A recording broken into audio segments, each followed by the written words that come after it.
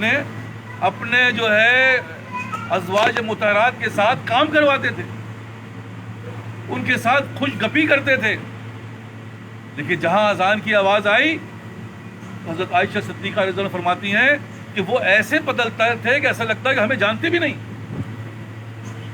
جب مالک کے کائنات نے آواز دے دی تو سب کچھ ختم ہو گیا۔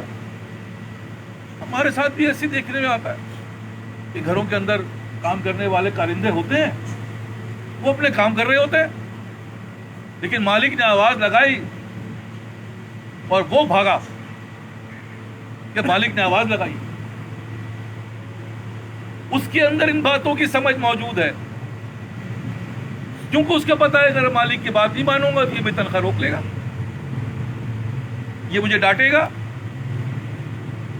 لیکن اللہ مان لفظ، اللہ کے باتوں میں ہمیں اعتبار نہیں ہے کہ اللہ معاف کرے تم پہ ہلاکت ڈال دے گا، اور دلیل ہے ڈال دے گا کہ نہیں، دیکھ لو زندگی کو۔ اس لیے عرض کر رہا ہوں کہ بھائی چاہیے 100%، کیونکہ 100% تم کر ہی نہیں سکتے، تو اللہ کے فضل وہیں پر اللہ کا فضل اور اللہ کی رحمت آئے گی۔ یہ نہیں آئے گی تم گناہ کر رہے ہو، اللہ کو اللہ معاف کرے باغی بنے ہوئے ہو اور اللہ تمہیں رحم کر کے جو ہے جنت میں ڈال دے گا، وہ ڈال سکتا ہے، لیکن ایسا قانون نہیں ہے اللہ کا۔ تم نے اپنے 100% کی کوشش کی اور عمل کیا، وہ بھی نہیں کر سکتے تو اس کی کوتاہی کو اللہ کہے گا چلو بھائی اس نے اپنے حد تک کوشش کر دی، ہم اس کو معاف کر دیتے ہیں۔ لیکن اس کو کرنے کے لیے طریقہ کیا ہوگا؟ تو یہ جو ہم بیٹھے ہوئے ہیں نا، یہاں پر یہ باتیں سمجھائی جا رہی ہیں اور اسی بات کی ترغیب دلائی جا رہی ہے کہ دیکھو تمہارا پیر جانماز میں جب آؤ گے تو سیدھا رکھ کے آنا۔ اب اس کو بتا دیا، دیکھو تم جو ہے مسجد میں اول وقت آنا، ہم نے تو بتا دیا۔ کیا اس کو کون کروائے گا؟ میں کرواؤں گا؟ آپ کرو گے یا اللہ کرائے گا؟ ہم سب کہیں گے اللہ ہی کرا سکتا ہے۔ اب جو کروانے والا وہ دیکھ رہا ہے یہ آیا ہے اور آ کے اس نے سیدھا پیر رکھا، اس کا مطلب اللہ اس کے ساتھ ہے، کیونکہ اللہ نے کروایا ہے، بندہ نہیں کر سکتا۔ اور اگر اس نے غلط کیا، اس کا مطلب اللہ معاف کرے، یہ اس کے اندر خرابی آ گئی، اللہ سے دور ہو گیا ہے، ورنہ یہ کر ہی نہیں سکتا۔ میں قسم کھا رہا ہوں وہ چلتے چلتے گر جاتا ہے، پیر نہیں اٹھتا۔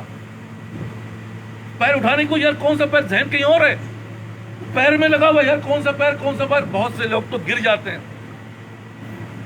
کہ جوتا غلط، ارے بھائی یہ غلط، وہ جائے گا نہیں غلط۔ یہ ہے اس کی حقیقت، اور ہم اپنے اندر حقیقت دیکھیں جھانکیں، یہ نہیں ملتا، اور نہیں ملے گا تو میں نے کہا نا کہ فَاذْكُرُونِي أَذْكُرْكُمْ، تم ہمیں یاد کرو گے ہم تمہیں یاد کریں گے۔ جس پیمانے کا تم ہمیں یاد کرو اس پیمانے کا ہم تمہیں یاد کریں گے۔ تم ہمارے لیے اس دنیا کی لعنت کو چھوڑو گے، ہم تمہارے لیے اس دنیا کو آسان کر دیں گے، ورنہ یہی دنیا تمہیں۔ اور میں بار بار کر رہا ہوں کیونکہ میں اس دنیا کا مشاہدہ کر کے چل رہا ہوں اور اس مشاہدے سے فائدہ اٹھا رہا ہوں، اور یہ باتیں محسوس کر رہا ہوں، یار فلاں ایسا ہو رہا ہے، اس کے پیچھے کیا بات ہے۔ ایسا نہیں ہوتا، دنیا میں کوئی بھی چیز کی بغیر سبب کے نہیں ہوتی، اس کے پیچھے کوئی نہ کوئی بات ہوتی ہے، وہ ہم نہیں سمجھتے۔ اللہ کی حکمت عملی ہوتی ہے، وہ ہمارے سمجھ میں نہیں آتی، اور یہی اس کے اثرات ہوتے ہیں کہ جب آئیں گے تو تم یہ کرو گے، نہیں کر رہے مطلب گڑبڑ ہے، ابھی معاملہ بنا نہیں ہے، ابھی تمہارے اندر وہ کوالٹی نہیں آئی۔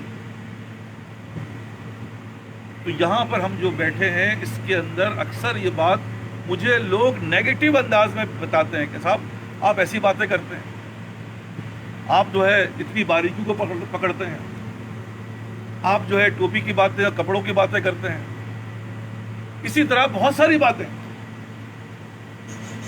تو میں ان سے کہتا ہوں بھائی میں نے جو تربیت لی ہے تو وہ بھی تو یہی کرتے تھے، میں اگر غلط ہوں اللہ معاف کرے، وہ غلط تھے کیا؟ ایسا نہیں ہوتا۔ ایسا نہیں ہو سکتا. اور جن کے صحبت میں اللہ نے ہمیں رکھا وہ کوئی معمولی شخصیت نہیں ہے اس دنیا کے،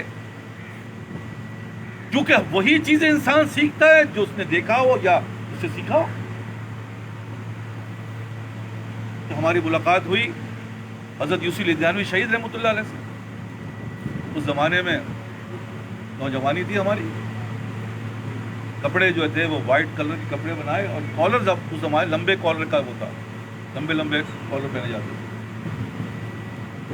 یوسف لدھیانوی شہید نے کالر کھینچ لیے، میاں کان بہت لمبے ہو رہے ہیں تمہارے، تو کٹواؤ اس کو. ضرورت ہوتی بھائی،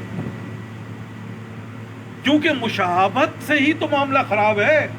تمہیں اس بات کا احساس نہیں ہو رہا کہ یہ جو مشابہت ہے، اصل کھیلی تو مشابہت سے خلاف جانا ہے، اور اصل کھیلی تو اللہ والوں کی مشابہت کرنی ہے. ورنہ نبی صلی اللہ علیہ وسلم نے کہا بھائی داڑھی مسلمان بھی لگتا ہے، یہودی بھی لگتا ہے، دیکھیں مشابہت نہیں ہونی چاہیے. تمہاری داڑھی اس کی داڑھی میں کیا فرق ہے؟ یہودی مونچھیں بڑھاتا ہے اور داڑھی بھی بڑھاتا ہے.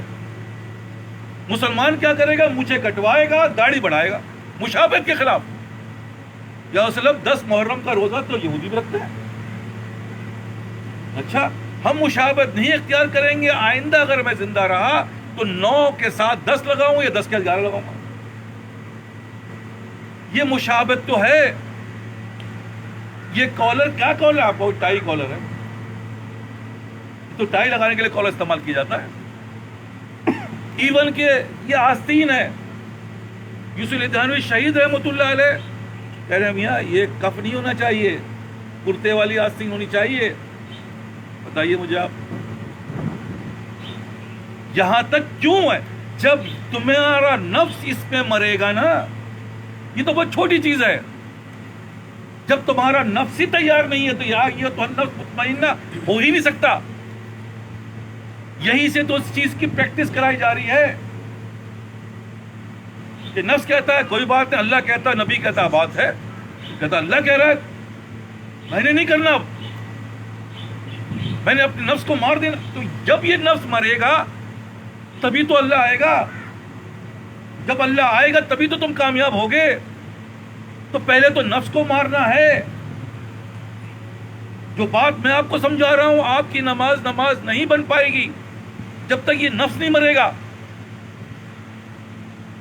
اسی طرح یہ سب جو دیکھی ہوئی بات کر رہا ہوں، مشاہدے والی جو گزری ہے. حضرت ہمارے والد صاحب پہلے ہی بتا چکا، یہ 50 دفعہ بتا کے دل و دماغ میں بٹھا رہا ہوں. یہ بات کی بتا رہا ہوں بھائی ایسا کیوں کرتا ہوں؟ بھائی اس لیے کرتا ہوں اور اس کا رزلٹ ہے. ڈاکٹر الہی صاحب کے ساتھ رحمۃ اللہ علیہ کے ساتھ مسجد سے باہر آ رہے تھے. والد صاحب کا قدم جو ہے وہ باہر رکھ دیا گیا، باہر رکھنا چاہیے الٹا، مسجد سے باہر رکھ دیا گیا سیدھا. تو والد صاحب نے حضرت سے کہا حضرت یہ غلطی ہو گئی مجھ سے. تو حضرت نے کیا کہا؟ کوئی بات نہیں، بالکل بھول جاتی، نہیں واپس جاؤ اور پھر آؤ. کیا ضرورت تھی بھائی؟ کہہ رہے وہ دن ہے اور آج کا دن ہے، میں نے کبھی غلط پیر نہیں رکھا.